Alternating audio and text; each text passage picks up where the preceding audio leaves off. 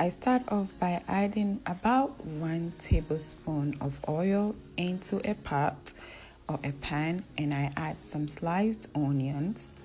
I would saute the onions a little bit, and I would go ahead and add my leftover stew base. The stew base has a lot of tomatoes and onions and spices already, so I'll go ahead and add my tomato sauce. Here I'm adding tomato sauce and not tomato paste because I have tomato paste in the stew already.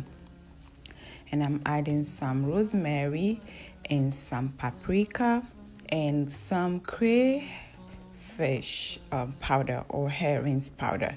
I love that because I don't use any seasoning cube in my food, and that helps to give a lot of flavor to my dish.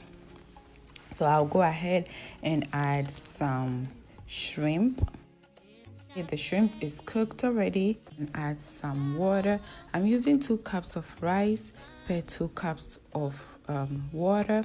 So I would add some salt to taste, and here I'm stirring it all together and cover it up until it starts to boil. I will leave it to boil for about 5 more minutes from the time it starts to boil. So I am sure that I am thickening the liquid for the dish to be more delicious and flavorful. I'm adding some rice. The rice that I'm adding, I wash the rice. So based on the rice that you are using, you have to check the instruction if you need to wash the rice or not.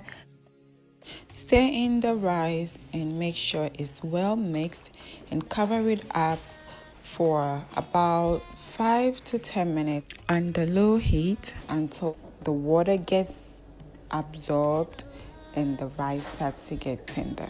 Take off the lid and cover the rice with aluminum foil. After some few minutes, you can check and see if your rice is tender enough, and check for doneness. So here I'm checking for doneness, and my rice is perfect. It came out so nice, and it's not soaky, it's not mushy, it's just right.